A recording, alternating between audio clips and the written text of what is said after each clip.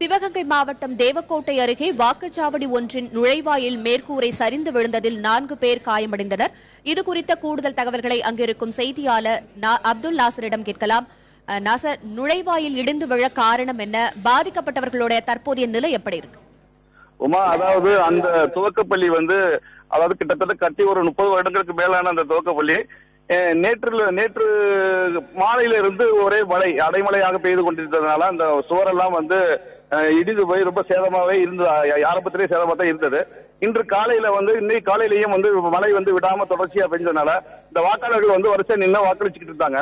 அப்ப எதிர்பாராதமாக அந்த மேற்கூரை அது இடிச்சுதான் இருந்த சேதமான நிலையில தான் இருந்துச்சு. அது என்ன ஆச்சுனாக்கா அதிகமான அந்த ஆள் நடமாட்டம் வந்ததுனால அது அப்படியே அதிர்ந்து போய் அது அப்படியே அவங்களோட 4 பேர் தலையில, அதாவது அந்த வரிசையில நின்று 4 பேர் தலையில விழுந்திருக்குது. அந்த 4 பேரையும் உடனடி, அதாவது 2 பெண்கள் 2 ஆண்கள் உட்பட 4 பேர் மேல விழுந்திருக்கு.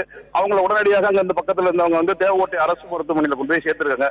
அரசு மருத்துவமனையில சேர்த்து அவங்களுக்கு தீவிர சிகிச்சை அளிச்சுட்டு வர்றாங்க.